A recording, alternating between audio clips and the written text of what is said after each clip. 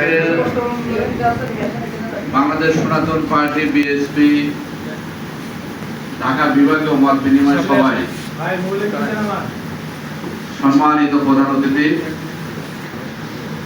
আমাদের গর্ব অহংকার, বীর মুক্তিযোদ্ধা এবং বাংলাদেশ সুপ্রিম কোর্টের সিনিয়র আইনজীবী অ্যাডভোকেট সুব্রত চৌধুরী মহোদয়, আমাদের মাঝে উপস্থিত থাকার কথা ছিল উদ্বোধক হিসেবে বাংলাদেশ পূজা উদযাপন ফ্রন্টের সম্মানিত সাধারণ সম্পাদক এবং মাদারীপুর 2 আসনের জাতীয়তাবাদী দলের মনোনীত সংসদ সদস্য প্রার্থী এবং স্বতন্ত্র প্রার্থী ছিলেন এবার মিল্টন বৈদ্য, কিন্তু তার একজন আত্মীয় মারা যাওয়ার কারণে তিনি আসতে পারেন নাই। আমাদের মাঝে বিশেষ অতিথি হিসেবে নারায়ণ চন্দ্র দত্ত, ওনারও সিদ্ধেশ্বরী মন্দিরে প্রশাসনের লোকজন আছে, কীর্তন আছে, সেই কারণে উনি আসতে পারেন নাই। উপস্থিত আছেন আমাদের সাজন মিশ্র মহোদয়, উনিও জাতীয় পার্টি বাগেরহাট 4 আসন থেকে 3 বার জাতীয় সংসদ সদস্য নির্বাচন করেছেন। আমাদের মাঝে উপস্থিত আছেন অনিল পাল, ভক্ত সংঘ সোসাইটির সম্মানিত সাধারণ সম্পাদক, এবং সবসময় উনি দেখবেন যে বাংলাদেশের সনাতনীদের যে কোনো অস্তিত্ব রক্ষার ক্ষেত্রে সকল আন্দোলনে প্রথম সারিতে থাকেন এবং যে কোনো অনুষ্ঠানে উনি চেষ্টা করেন তার সাধ্যমতো অবদান রাখার জন্য। উপস্থিত আছেন মিরপুর, বৃহত্তর মিরপুর জন্মাষ্টমী উদযাপন পরিষদের সম্মানিত সদস্য সচিব, আমার বড় ভাই, অভিভাবক এবং দীর্ঘদিন ধরে যার সাথে আমার পরিচয়, নারায়ণ চন্দ্র সাহা। উপস্থিত আছেন বাংলাদেশ সনাতন পার্টির অন্যতম প্রতিষ্ঠাতা এবং শুরু থেকেই যিনি সনাতন পার্টির সাথে কাজ করে চলেছেন, বাংলাদেশ সনাতন পার্টির সিনিয়র সহসভাপতি অ্যাডভোকেট লিটন চন্দ্র বণিক। আমাদের মাঝে উপস্থিত আছেন চট্টগ্রাম জেলার মাননীয় সভাপতি এবং শুরু থেকেই আপনারা জানেন যে একটা অনিবন্ধিত রাজনৈতিক দল, যেখানে নিবন্ধিত দলের ছড়াছড়ি, সেই জায়গায় চট্টগ্রামের মতো জায়গায় প্রায় 31টা জেলায় যারা সম্মেলন করে সংগঠনের শাখা কমিটি গঠন করেছেন, অফিস সহ আমরা একটু জোরে আমরা চট্টগ্রামের বাংলাদেশের অনেক নিবন্ধিত রাজনৈতিক দলেরও সেটা আছে কিনা আমার জানা নাই। উপস্থিত আছেন আমাদের প্রণবানন্দ মহারাজ, যিনি এই সংগঠনকে শক্তিশালী করার জন্য নিরলসভাবে কাজ করে যাচ্ছেন। উপস্থিত আছেন চৈতন্য নামানন্দ পুরী, এবং যিনি ইতিমধ্যে চট্টগ্রাম সীতাকুণ্ডুর মন্ত্র হিসেবে দায়িত্ব পেয়েছেন বলে উনি আমাদেরকে জানিয়েছেন। তাকে আমরা শুভেচ্ছা জানাচ্ছি এবং অভিনন্দন জানাচ্ছি, এবং আমরা মনে করি তার হাত ধরে সীতাকুণ্ডুর যে সমস্যা সেটার সমাধান হবে। আমাদের মাঝে উপস্থিত হয়েছেন নারায়ণগঞ্জ জেলাকে যিনি সুন্দরভাবে বাংলাদেশ সনাতন পার্টির পরিচালনা করছেন এবং যে কোনো আন্দোলন সংগ্রামে নারায়ণগঞ্জ থেকে তিনি ছুটে আসেন, আর্থিকভাবে বলেন, মানসিকভাবে বলেন, শ্রম দিয়ে বলেন, এবং নারায়ণগঞ্জের যে কোনো সমস্যায়, আজকে মন্দিরের সমস্যা, তিনি মন্দিরে ওখানে প্রতিমা নির্মাণ করে দিচ্ছেন। কোনো মন্দিরে দেখা যাচ্ছে যে বসার জায়গা নাই, ফ্যান কিনে দিচ্ছেন। কোনো মন্দিরে দেখা যাচ্ছে রং উঠে গেছে, সাথে সাথে রং করে দিচ্ছেন। সেই আমাদের প্রিয় নেতা টনি মল্লিক, আমরা তার জন্য একটু জোরে করে আমাদের মাঝে উপস্থিত আছেন বাংলাদেশ সনাতন পার্টি শুরু থেকে যিনি ছিলেন, একদম শুরু থেকে প্রতিষ্ঠাকালীন থেকে আমাদের খুলনা বিভাগের কৃতি সন্তান এবং বাংলাদেশ সনাতন পার্টির সিনিয়র যুগ্ম সাধারণ সম্পাদক সায়ন বালা। তিনি সবসময়ের জন্য, উনি হয়তো আসতে পারেন না, কিন্তু সার্বিকভাবে তিনি সহযোগিতা করেন এবং উনি যে এত সুন্দর বক্তব্য দিতে জানেন সেটা আজকে আসলে দীর্ঘদিন ধরে 4 বছর ধরে তার সাথে সাংগঠনিক সম্পর্ক, এই প্রথম বুঝছি যে উনি আসলে একজন দক্ষ এবং সাংগঠনিক ব্যক্তিত্ব। হয়তো উনি একটা বড় কোম্পানির দায়িত্বে থাকার কারণে সেইভাবে জাতিকে সময় দিতে পারেন না, কিন্তু আমরা মনে করবো যে তার মতো আমরা লোককে আরো চাই উনি বিভিন্ন জায়গায় যে তার বক্তব্য দিয়ে সনাতন পার্টিকে আরো জীবিত করবেন। আমাদের মাঝে উপস্থিত আছেন অ্যাডভোকেট জিতেন্দ্র চন্দ্র বর্মন, আমাদের বড় ভাই, যিনি সবসময় আমাকে উৎসাহ অনুপ্রেরণা দেন। আমাদের মাঝে উপস্থিত আছেন বাংলাদেশ সনাতন পার্টির ঢাকা মহানগর দক্ষিণের মাননীয় সভাপতি, এবং তার স্ত্রী কিছুটা অসুস্থ, তারপরও সবকিছু ফেলে কিন্তু উনি এসেছেন এবং ঢাকা মহানগরকে এই সাজানোর জন্য প্রতিটা থানায় অন্তপক্ষে 2 জন করে প্রতিনিধি যাতে গঠন করার জন্য তিনি নিরলসভাবে কাজ করে যাচ্ছেন, এবং সার্বক্ষণিকভাবে যে কোনো প্রোগ্রামে নিয়মিত যোগাযোগ করা, লোকজন নিয়ে আসা সেই প্রান্তোষ তালুকদার, তার জন্য একটু আমরা করতালি চাই। আমাদের মাঝে উপস্থিত আছেন, যিনি আজকে সঞ্চালনা করছেন সন্তোষ চন্দ্র দাস, বাংলাদেশ সনাতন পার্টির অন্যতম আইকন এবং সিনিয়র যুগ্ম সাধারণ সম্পাদক, এবং ওনারা আসার পরে সংগঠন আরো ব্যাপকভাবে গতিশীল হচ্ছে। উপস্থিত আছেন আমাদের সাংগঠনিক সম্পাদক ইন্দ্রজিৎ মন্ডল, আমাদের উত্তম দা, আমাদের অ্যাডভোকেট বাসুদেব গুহ, আমাদের ইতিমা মন্ডল, আমাদের হলো প্রসঞ্জিৎ বক্সি, এছাড়াও আমাদের বিভিন্ন জেলা থেকে, আমাদের গাজীপুর, নারায়ণগঞ্জ, মাদারীপুরের সে উত্তম দা, যিনি মাদারীপুর থেকে চলে আসছেন, বিভিন্ন জেলা থেকে যারা ইতিমধ্যে আসছেন, সবাইকে ধন্যবাদ এবং কৃতজ্ঞতা জানাচ্ছি। এবং যার কথা না বললেই নয়, আমাদের প্রিয় সুবীর গান্ধী ধর, যিনি আইটি সেক্টর থেকে শুরু করে সংগঠনকে কিভাবে এগিয়ে নেওয়ার জন্য নিরন্তরভাবে কাজ করে যাচ্ছেন। আমাদের চট্টগ্রাম থেকে যিনি আসছেন, আমাদের আইকন, যিনি বিএসপি নিউজ নামে আপনারা জানেন যে সারা বিশ্বে তিনি ইতিমধ্যে এই নিউজের মাধ্যমে এবং তার কর্মকাণ্ডের মাধ্যমে বাংলাদেশ সনাতন পার্টিকে ছড়িয়ে দিয়েছেন। এবং বাংলাদেশ সনাতন পার্টি আপনারা জানেন যে আন্তর্জাতিক কমিটি প্রায় 42টা দেশে আমাদের বাংলাদেশ সনাতন পার্টি কিন্তু শাখা কমিটি রয়েছে, যেটা হয়তো সেইভাবে আমরা প্রকাশ করি না, কিন্তু তারা নিরলসভাবে কাজ করে যাচ্ছেন। এবং সবগুলোতে এই বন্যা বলেন, যে কোনো চিকিৎসায় বলেন, যে কোনো প্রোগ্রামে বলেন, যারা সার্বিকভাবে আমাদেরকে সহযোগিতা করে যাচ্ছে নিরলসভাবে। এবং আমাদের কানুলাল দা আছে এখানে, আমাদের বাংলাদেশ সনাতন পার্টির চট্টগ্রাম জেলার সাংগঠনিক সম্পাদক শুভ ভট্টাচার্য, সাধারণ সম্পাদক আমাদের সঞ্জয় দা, এবং গাজীপুর জেলা থেকে আমাদের গোপাল দা সবসময় তিনি আসেন, আমাদের মানস দা আছেন, এবং আমাদের ঢাকা জেলার শ্যামল, আমাদের টাঙ্গাইল জেলা থেকে আমাদের জন্টু গোস্বামী সহ, আমাদের মুন্সিগঞ্জ থেকে আমাদের সিনার, যার নেতৃত্বে 5 থেকে 7 জন সবসময় জন্য সব প্রোগ্রামে আসেন, আমাদের গোপালগঞ্জ থেকে আসছেন আমাদের কমল কৃষ্ণ বৈরাগী সহ বিভিন্ন জায়গায়, আমাদের নারায়ণগঞ্জ থেকে বিশ্বজিৎ দা সহ যারা আছেন নেতৃবৃন্দ সবসময় জন্য সব প্রোগ্রামে আমাদেরকে সহযোগিতা করছেন। আমার ব্যক্তিগত পক্ষ থেকে, সংগঠনের পক্ষ থেকে আপনাদেরকে আবারও শুভেচ্ছা এবং অভিনন্দন। বাংলাদেশ সনাতন পার্টি এখন বাংলাদেশের একটি ব্র্যান্ড, যে যাই বলুক না কেন, আপনি যেখানে যাবেন বাংলাদেশ সনাতন পার্টি একটা আলোড়ন সৃষ্টি করেছে। কেন? কর্মের মধ্য দিয়ে। যে কথাটা আমাদের একটু আগে আমাদের অনেক পাল্টা বলেছে, বাংলাদেশে অনেক নিবন্ধিত দল আছে, কিন্তু সনাতনীদের অস্তিত্ব রক্ষায় তাদের কাউকে খুঁজে পাওয়া যায় না। আমাদের নিবন্ধন নাই, তাতে কি হয়েছে? আমাদের সারা বাংলাদেশে হাজার হাজার লক্ষ জনসমর্থন রয়েছে যারা সনাতন পার্টিকে ভালোবাসে এবং সনাতন সম্প্রদায়ের অস্তিত্ব রক্ষা এবং রাজনৈতিক ক্ষমতায়নের লক্ষ্যে যারা নিরলসভাবে কাজ করে যাচ্ছে। শুধু সনাতনীদের জন্য নয়, বাংলাদেশ সনাতন পার্টি বাংলাদেশের গণতন্ত্র পুনরুদ্ধার সহ মুক্তিযোদ্ধা এবং সকল মানুষের জন্য কল্যাণের জন্য কাজ করে। কিন্তু সনাতনীদের জন্য আমরা এই জন্য বলছি, কারণ বাংলাদেশের সনাতনীদের সম্প্রদায়ের রক্ষার জন্য তেমন কোন রাজনৈতিক দলকে আমরা দেখি না। আমরা বিগত সময় দেখেছি, আওয়ামী লীগের আমলে প্রায় 20 জন এমপি ছিলেন। সেই 20 জন যারা এমপি ছিলেন তারা কোনো হিন্দু এমপি ছিলেন না, তারা ছিলেন আওয়ামী লীগের এমপি। সেই কারণে বাংলাদেশে সংখ্যালঘু সম্প্রদায়ের অত্যাচার নির্যাতনে জাতীয় সংসদে আমরা তাদেরকে কথা বলতে দেখি নাই, কারণ তারা জানে যে কথা বললে তাদের চেয়ার থাকবে না। আমরা চেয়ার চাই না, আমরা বাংলাদেশের সনাতনী সম্প্রদায় মাথা উঁচু করে বাঁচতে চাই, সম্মানের সাথে বাঁচতে চাই, অধিকার নিয়ে বাঁচতে চাই। সেই অধিকারের লক্ষ্যেই বাংলাদেশ সনাতন পার্টি গঠন করা হয়েছে। আমরা শুধু আওয়ামী লীগের আমলে না, আমরা জাতীয়বাদী দল বিএনপির আমলেও আমরা দেখেছি আজকে 4 জন সংসদ সদস্য রয়েছে। ওই পলাশ বাড়িতে, সেই পলাশ বাড়িতে আপনারা দেখেছেন যে আমার নামের প্রতিকৃতিতে জুতো পিটা করা হয়েছে। ওই 4 জন সংসদ তারা কোনো কথা বলে নাই, তারা এই বিষয় নিয়ে কোনো প্রতিবাদ করে নাই। আমরা ধিক্কার জানাই এই ধরনের সংসদ সদস্যদের। সেই জন্যই বাংলাদেশে প্রকৃত সনাতনী সম্প্রদায়ের লোকজনকে জাতীয় সংসদে যেতে হবে। সেইটে যাওয়ার জন্যই বাংলাদেশ সনাতন পার্টি নিরলসভাবে কাজ করছে।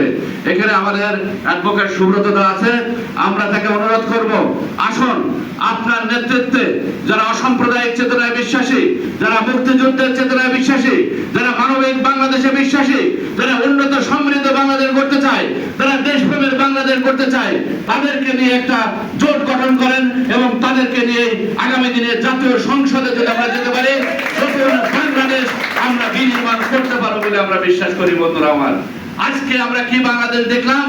ডক্টর ইউনূস একজন বাটপার, একজন চিটার, এবং যিনি বিশ্ব নোবেল পেয়েছেন। আমরা আজকের এই সংবাদ মত বিনিময় সভা থেকে আমরা বিশ্ববাসীকে যেন বলতে চাই যে তার নোবেল প্রত্যাহার করা হোক।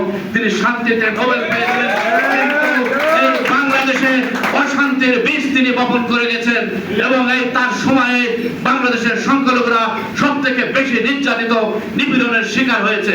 এবং ওই 1.5 বছর বাংলাদেশের সনাতনী সম্প্রদায় আতঙ্ক উৎকণ্ঠার ভিতর দিয়ে জীবনযাপন করেছে। তারা ভয়ে আতঙ্কে ঘর বাড়ি থেকে সেভাবে বেরোতে পারে নাই। আজকে যারা বিভিন্ন সময়, আজকে যারা ক্ষমতায় এসে বাংলাদেশ জাতীয়বাদী দল, তারা সব সময় একটা কথা বলে, হিন্দুরা আমাদের ভোট দেয় না। কিন্তু এইবার হিন্দুরা মুক্তিযোদ্ধার সপক্ষে বিএনপিকে কিন্তু বেছে নিয়েছিল, এবং বিএনপি জাতীয়তাবাদী দল বিএনপিকে ভোট দিয়েছে। কিন্তু এখন মূল্যায়ন করার সময় এসেছে। এই 4 মাসে আমরা কি পেলাম, কি পেয়েছি? আজকে যখন রামের মূর্তিতে অবমাননা করা হয়, আপনাদের কোনো কথা আমরা শুনি না। আজকে বাগেরহাটের একজন কুলাঙ্গার, যিনি কাজী মনির, তিনি বলেছেন বাংলাদেশের সংখ্যালঘু নির্যাতনের যারা কথা বলে সেই হিন্দুরা নাকি জারদ। আমি তার জন্ম নিয়ে সন্দেহ করি। এই পাকিস্তানি বীজ যারা বাংলাদেশে মৌলবাদের সৃষ্টি করছে, বাংলাদেশের হিন্দু হিন্দুদের ভিতরে, মুসলিমদের ভিতরে জাতিগতভাবে বিভেদ সৃষ্টি করছে। আমি সরকারকে বলবো, আপনার বিএনপি থেকে অনতিবিলম্বে তাকে বহিষ্কার করবেন, সে যে সংগঠনের সাথে আছে। তা না হলে আমরা ধরে নিব এই কাজী মনিরের কথা মানে আপনাদের কথা। যাবেন না। ক্ষমতায় এসেছেন বলে চিরস্থায়ী ক্ষমতায় কেউ থাকতে পারবে না। সংখ্যালঘু নির্যাতন করে কেউ ক্ষমতায় থাকতে পারে নাই, ওই আওয়ামী লীগও থাকতে পারে নাই।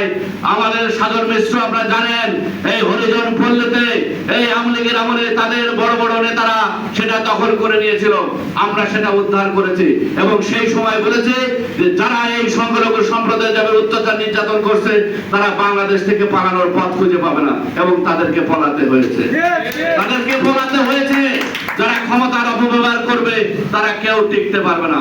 আজকে যারা ক্ষমতায় এসে সংখ্যালঘু নির্যাতন করছেন, এবং কথায় কথায় আমরা যখন আওয়ামী লীগের আমলে যখন আমরা অত্যাচার নির্যাতিত হয়েছি, যখন আমরা আন্দোলন সংগ্রাম করেছি, আমাদেরকে বলা হয়েছে আমরা জামাত বিএনপির এজেন্ট, আমাদেরকে বলা হয়েছে আমরা স্বর্গে আছি, আমাদের এক পা ভারতে আর এক পা হলো বাংলাদেশে। অথচ দেখেছেন যারা অত্যাচার নির্যাতন করেছে, যারা বলেছিল সেই কথা, আজকে সাল্লা থেকে গঙ্গাছড়া, আজকে রামু থেকে নাসিরনগর যারা অত্যাচার নির্যাতন করেছে, তাদেরকে সেই 2 পা নিয়ে কিন্তু ভারতে আশ্রয় নিতে হয়েছে বন্ধুরা আমার। এবং আপনারা যারা অত্যাচার নির্যাতন করছেন, আপনাদের জায়গা কিন্তু ভারতেও হবে না। অতএব সাবধান, সংখ্যালঘু নির্যাতন করবেন না। সংখ্যালঘু সম্প্রদায়ের পাশে দাঁড়ানোর জন্য আমরা উদাত্ত আহ্বান জানাচ্ছি।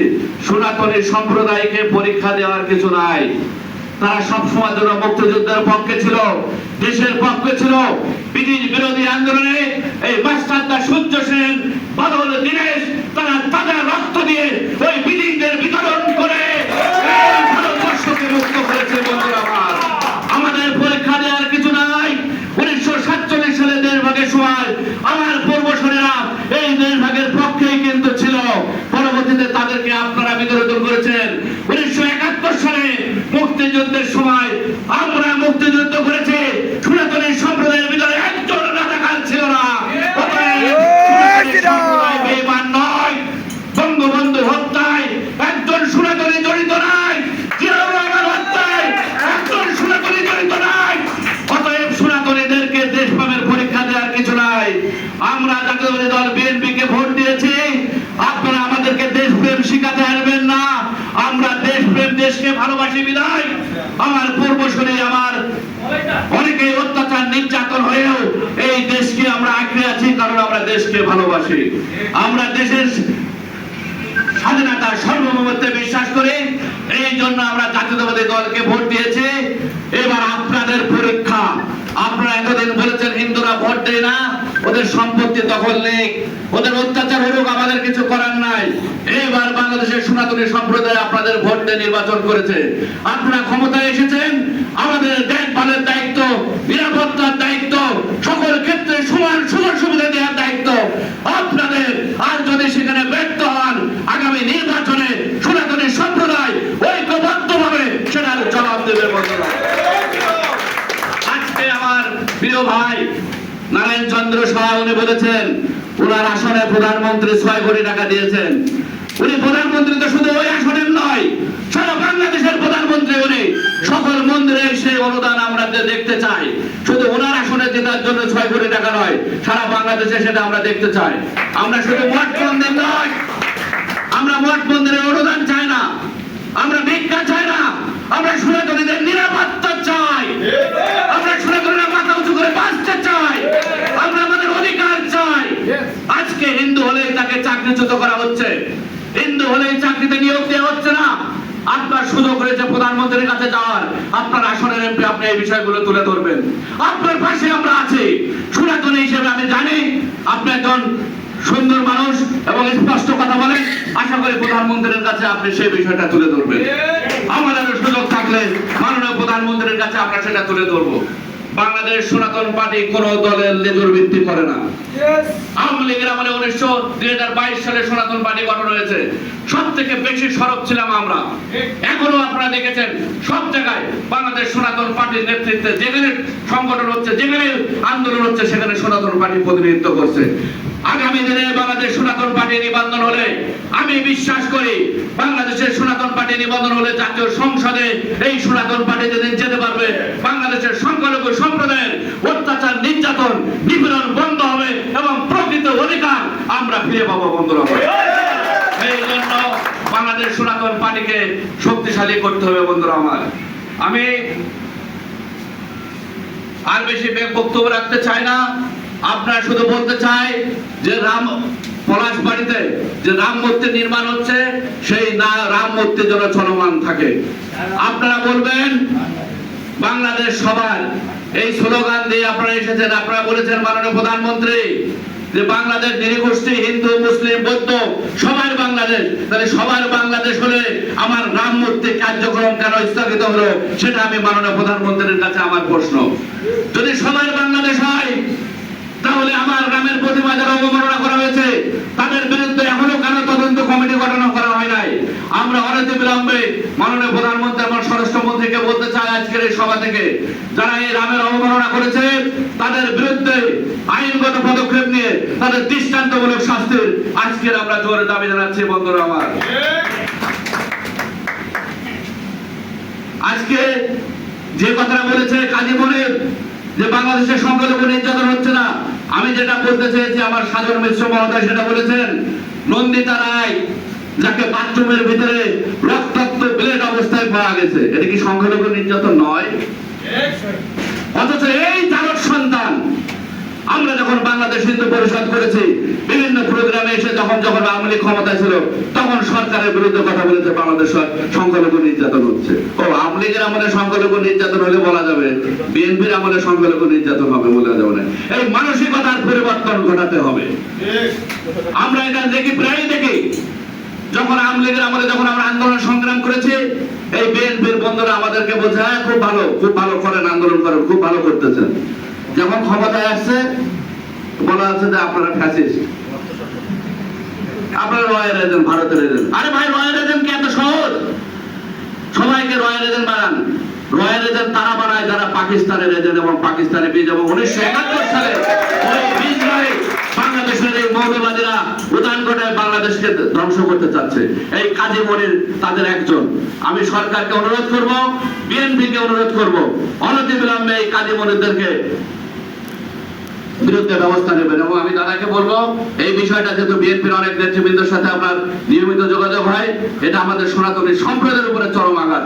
তার বিরুদ্ধে ব্যবস্থা নেওয়ার জন্য আপনি সোচ্চার হবেন, এটা আমাদের। চান্দিনাইতে বিনা রানী তাকে পিটিয়ে হত্যা করা হলো কেন? তিনি সংখ্যালঘু নয়? আপনি বলছেন বাংলাদেশের সংখ্যালঘু নির্যাতন হচ্ছে না। আজকে আমার তীর্থস্থান সীতাকুণ্ড, সেখানে দলে দলে গিয়ে নামাজ পড়তে হবে কিনা? এটা কেন উস্কানি না? এটা কি ধর্ম অবমাননা নয়? একজন হুজুর যেখানে প্রকাশ্যে দাঁড়িয়ে বলছে একটা হিন্দু ধর আমরা দেখতেছি ধরে ধরে জবাই করা, হিন্দুদের বাড়ি ঘরে দোকানে কোনো কিছু কেনা যাবে না, এদেরকে বের করে দিতে হবে দেশ থেকে।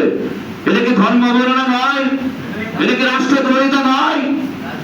আমরা দেখলাম বিভিন্ন জায়গায় বিভিন্ন পতাকা বাংলাদেশের পতাকার উপরে দিল, এগুলো রাষ্ট্রদ্রোহী না? তাদের বিরুদ্ধে সরকার কেন ব্যবস্থা নেয় না? এই আওয়ামী লীগ সরকারও মৌলবাদের উত্থান ঘটিয়েছিল, তারা রক্ষা পায় নাই। এখনো যারা মৌলবাদের উত্থান ঘটাবেন তাদের আগামী দিনেও রক্ষা হবে না বন্ধুরা আমার। বাংলাদেশের সনাতনী সম্প্রদায় কখনো বেঈমানি করে নাই, আগামী দিনেও তারা কোনো দলের সাথে বেঈমানি করবে না। আমরা দেশের স্থিতিশীল শান্তি এবং সার্বভৌমত্বের পক্ষে। আজকে আমার নারায়ণদা বলছে যে আমরা ভোট ব্যাংক হিসেবে ব্যবহার হই, তো ব্যবহার তো সবাই বলে। বাংলাদেশ সনাতন পার্টি গঠন করা হয়েছে, সনাতন পার্টিকে নিবন্ধন দেওয়া হোক। আমি বলতে পারি বাংলাদেশ সনাতন পার্টিকে নিবন্ধন দিলে অন্তত হিন্দুরা আগামী দিনে ভোট ব্যাংক হিসেবে, কারণ ভোট ব্যাংক হিসেবে ব্যবহার হবে না, সেটা গ্যারান্টি আমরা দিতে পারি। কিন্তু তাদের দেওয়া হয় নাই, আওয়ামী লীগের আমলেও দেওয়া হয় নাই, অন্তর্বর্তী সরকারের আমলেও দেওয়া হয় না। আমরা জানি না বিএনপি ক্ষমতায় এটা আমরা পাবো কিনা। তবে আমরা আশাবাদী, আমরা চেষ্টা করছি, আমরা নিবন্ধন ফেলে বাংলাদেশের সনাতনী সম্প্রদায়ের অস্তিত্ব রক্ষা এবং রাজনৈতিক ক্ষমতায়নে গঠনমূলক আমরা ভূমিকা পালন করতে পারবো। আমি যে কথাটা বারবার বলি, সনাতন পার্টি কারোর লেজুর ভিত্তি করবে না, আওয়ামী লীগেরও করবে না, বিএনপিরও করবে না, জাতীয় পার্টিরও করবে না, জামাতেরও করবে না। শুধুমাত্র 3 কোটি সনাতনের সম্প্রদায়ের লেজুর ভিত্তি করবে। তাদের অধিকার আদায়ের দর কষাকষির ক্ষেত্রে যা যা করণীয় রাজনৈতিক দলের সাথে আমরা সমঝোতা করেছি। আজকে আমাদের অর্থ সম্পাদক নয়ন বিশঙ্গিরি তিনি যে 6টা পয়েন্ট বলেছেন অসাধারণ। আমরা এটা আমাদের মনের কথাই এবং আমরা তার সাথে একমত পোষণ করছি এবং এই দাবিগুলোর প্রতি সরকারের সুদৃষ্টি আমরা আকর্ষণ করছি।